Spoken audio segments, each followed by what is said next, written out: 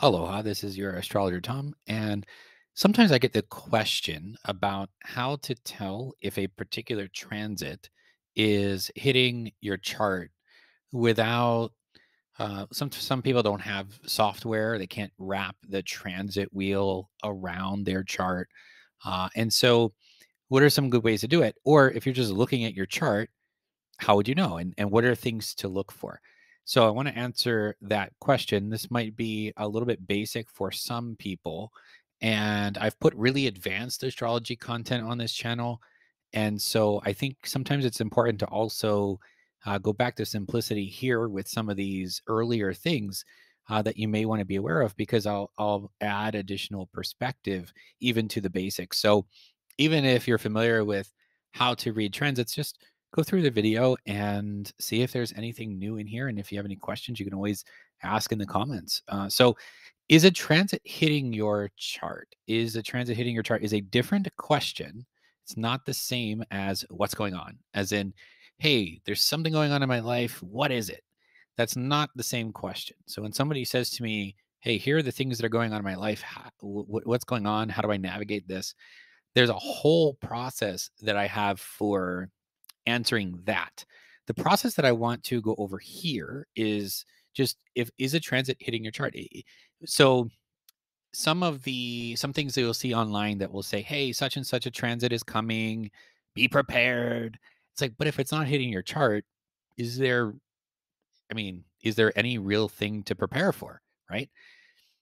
Another thing to do though, one way you can navigate this is you can pay attention to the what I always tell clients is track actually, not necessarily clients, but people that are learning some form of astrology with me. I tell them, track the date, time that you feel a certain way or experience something, and then write what those things are. And then what we can do is we can actually go back, look at the charts of those moments, and we can figure out what's going on there. That's one way to do it. Other times when somebody tells me of situations, I can understand what's going on in their life just by looking at their chart. And the more I know somebody, the more familiar I am with their energy, the easier it is to navigate. So, is it transiting your chart? This is important because if you want to know, okay, like, should you even, is it something that's going to potentially trigger something? I don't know. Like, we have to figure this out. So, when somebody, so one of the things that I'll do is look at the lunations, look at the full moons and new moons and eclipses. When I do a look ahead reading, one of the things that I'm looking for is just the energy patterns over the course of the next year from whatever month we start looking at it.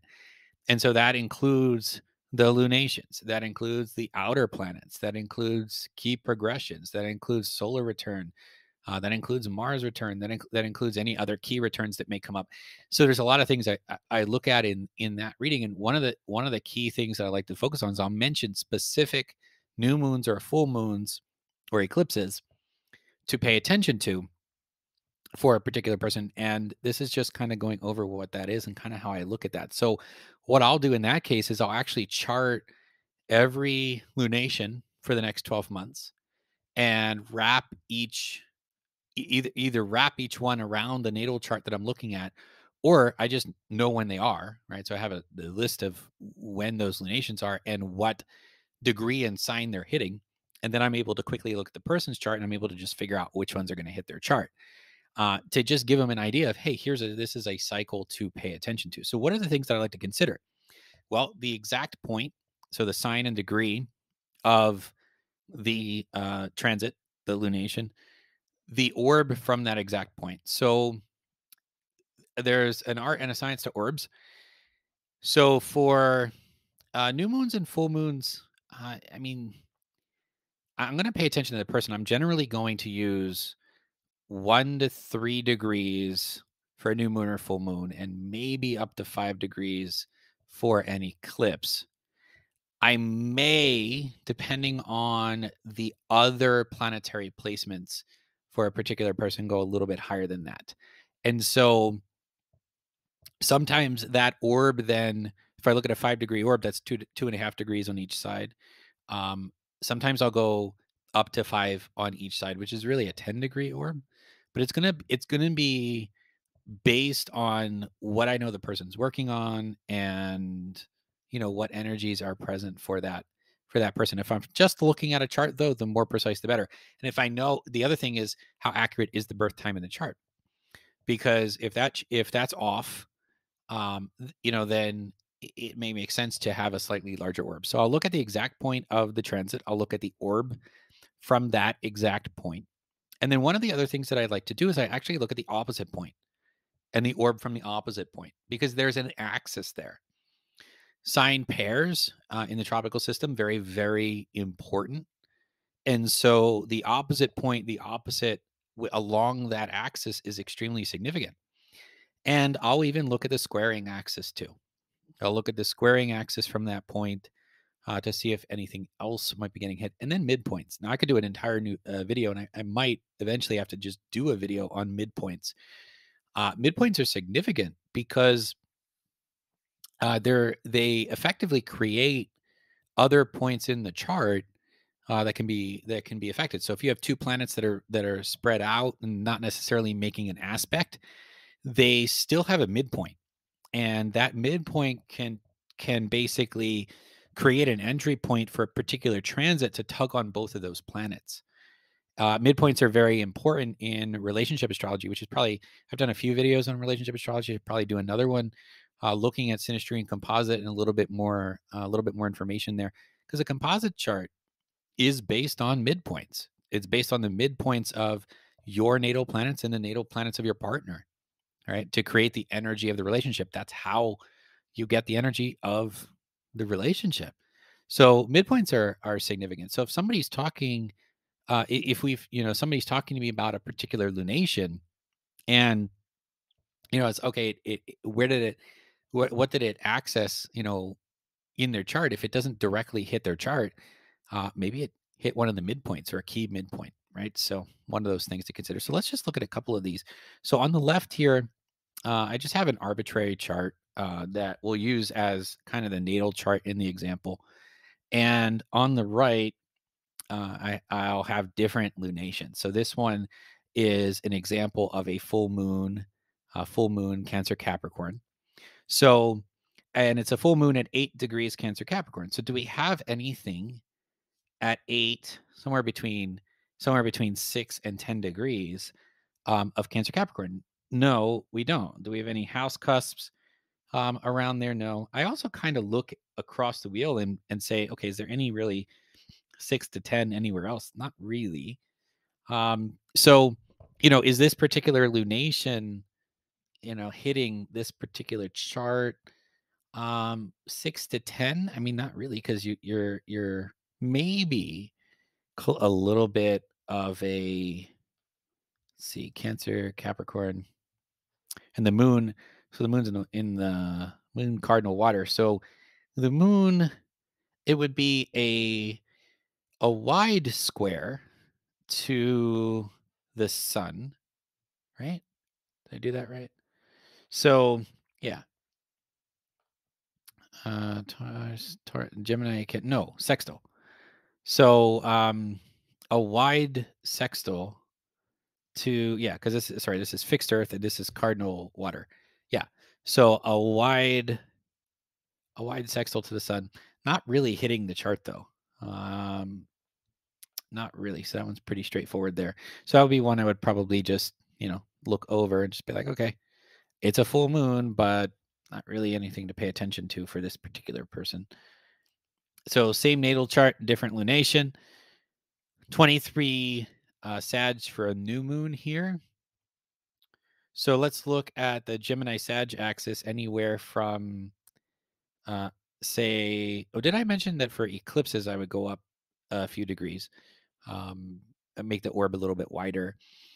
So let's see, 23 Sag, come over to here. We do have a couple of 24s in the chart.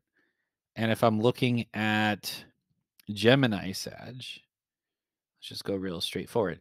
Gemini Sag, no, nothing at the Gemini Sag axis. What about the squaring? So what would be the squaring axis we would be the other mutables, right? So Virgo Pisces. So anywhere 23 plus or minus a few Virgo Pisces. We do have Neptune.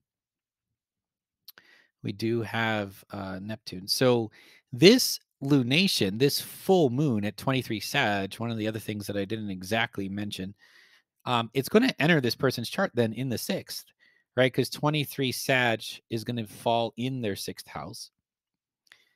So it gives them an opportunity maybe to set a direction for their day-to-day living, their habits, and whatnot. And so if we're tracing the lunation around the wheel, we would go kind of counterclockwise as we go through the zodiac. So now this is going to hit their Neptune by square, basically by squaring the Neptune. Um, so yeah, could be some. It's interesting because their Neptune's actually in the natural house of Sag.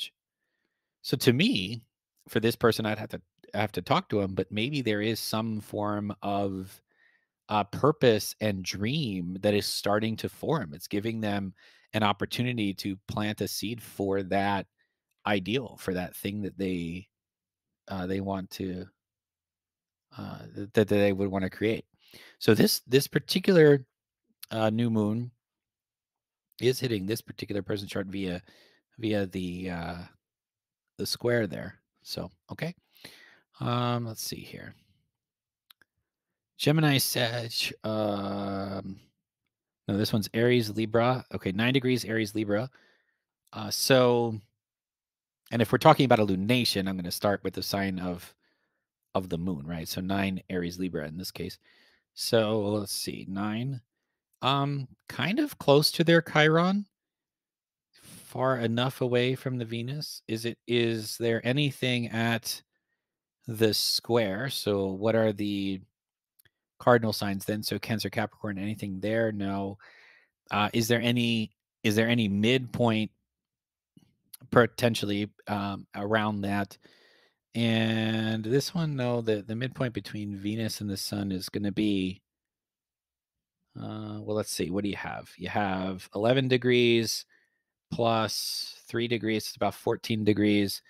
So 7 degrees on to 28 is actually 5. Right, 5 Aries. So if I did that, so somewhere around the midpoint, it'll be the lunation is going to be in between the midpoint of Venus and the Sun and Chiron roughly. So it would be interesting, and still fall in nine Aries is going to fall in their 10th house. So is this shining light on the the opportunity for them to see who they are as a person, especially in their career, and beginning to find a direction. What is this? What would this person's moon be actually? So they're a double Taurus in this case. So learning um, learning effectively to figure out how to build that stability and how to recognize. This is interesting because it's this lunation in and of itself is kind of touching on the individual and the one-on-one connections, and then this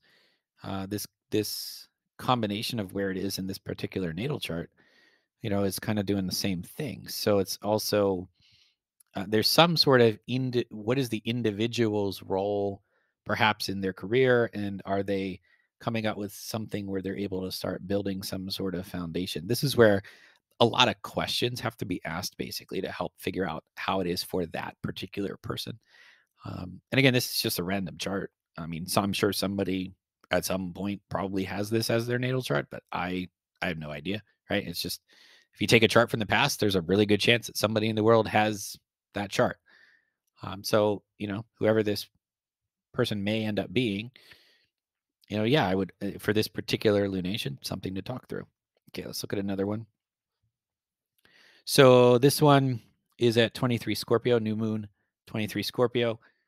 So if we go to 23 Scorpio, it's 2318, and this is 2228. So pretty much hitting their nodes. this natal chart has a nodal path of 22 Scorpio, 22 Taurus. So this particular new moon is hitting the south node in this chart, and it's pretty much bringing that Neptune back into via trine. And is it doing? Let's see, is it doing 23 Scorpio? So fixed water. On the Taurus side, it's also tugging on the moon a little bit, and then it's going to make us what a sextile to the to a wide sextile to Pluto. So this particular one is definitely a huge opportunity for this person to start bringing in, to start transforming, and start bringing in stability to their life, to start maybe getting unstuck, to start being less stubborn, to start tapping into things that would help them create structure in their life. And if you look at this from a pure natal chart perspective, all the planets are actually above the horizon, except for the South Node is not a planet, but except the South Node's below, and all the planets are above. So there's a huge, so this energy coming onto the South Node here, it's beginning to get the person in touch with the outward direction that they need to go. So especially Moon North Node, this is an interesting combination, Moon North Node, because North Node Sun makes a little bit more sense. Moon North Node, it's like you're getting, like, my philosophy on the nodes is you kind of start. It's like if you're baking a cake, you start with the ingredients in the South Node, you go to the North Node, you get the recipe, but then you have to bring the recipe back to the South Node, and that elevates the South Node, and that allows you to bake the cake, right? That brings you fulfillment. That's what kind of my philosophy on that. The um, the moon being up there is it's almost uh, it's a Moon North Node is very, it's very interesting, because if you think about as a child, or as someone when you're in a stressful position, and you're needing to, how do you navigate emotions, or as a kid, how you would handle things when they didn't go your way and stuff like that. You look at that from a moon perspective. This is almost saying, take the transformation, take the lessons, and as you go and figure out the stability and the structure of the Taurian North Node, also grow from those past emotional experiences, and really begin to take the transformation up to, it kind of helps elevate the moon as well. And I suspect because of this, uh, because of this stellium here, or it's a little wide to be technically a stellium, but the even even Uranus, which is going to help them awaken, and then the sun is right there to help them grow into that higher expression, and who they're meant to be. So for this person's chart, I mean, gee, you even have Neptune coming in, you have this axis, um, coming in. So you got a couple different spots. I would say that this person would probably at least become aware of this particular new moon uh, in Scorpio in this example here. And then another example, we have a new moon at 25 Virgo. So if you notice, when I say full moon in, I give full moon, and then I actually say the sign the moon is in, and then I say its opposing sign, because that's where the sun is. So the full moon, uh, like for example, if I go back a couple, here we would say a full moon at 9 Aries Libra. In this scenario, it's just a new moon at 23 Virgo, or 25 Virgo rather. So if we look at 25 Virgo Pisces as an axis, yeah, again, the Neptune coming into play, right? And being tugged on in one form or another. And then similarly at 25 Virgo, it's going to try and kind of bring in Pluto. And it looks like this is going to in conjunct then Saturn as well, which can be very significant, because there can be an adjustment. So Virgo analysis and service and work to some degree Saturn also kind of the work. And so, and Aquarius also kind of service. So maybe there's some sort of adjustment, service based work or analysis and thinking that goes with it, that also needs to be taken into account. And then if we look at the other side, is it trining? It's kind of trining little wide. No, not actually. It's not wide. It's pretty much trining the north node as well. And so if it trines the north node, then let's see, then it should sextile the south node, right? Because what's a trine? 120 degrees, and a sextile is 60. So 120 and 60 makes the 180, which creates the opposition of the nodes. So yeah, so if it's going to trine the north node, it'll sextile the south node. That's just how it works. Right. So um, an opportunity there. Yeah. So definitely this one would be coming into this particular person's chart too. So now if you just look at the raw 25 Virgo, well, it's like, okay, it comes into the third house. But if you go, well, I don't have any planets in the third house, so it's not hitting me. Actually, it kind of, I mean, it is. It's opposing Neptune, right? And it's got a trine in the north node, a sextile to the south node, and a wide-ish, but not wide by too much, trine to Pluto as well. So this particular one would be hitting this person's chart, even though where it comes in is there's nothing there. So you can get the degree and the sign that a particular transit is in, and then go around the wheel and you can find what house it's entering. And then it's like, okay, that area of life. And then we run through the criteria. Like, let's run through its exact placement. Let's run through the opposite sign, the squaring axis, any midpoints, et cetera, et cetera. And so there's different ways then that what I like to do to tap into the energy of these cycles and of these transits. And as of right now, I'm giving away Astrology Cred, the 4 keys for unlocking your unique superpowers hidden in your natal chart, which is absolutely free. So just go to astrogps.io/cred. And if you do have any questions or comments about this, please put them below. You can also let me know what other topics you might like me to cover in future videos. And if you like this video and would like to see more like it, please subscribe. And as always, aloha, ahui ho. I'll talk with you again soon. Take care.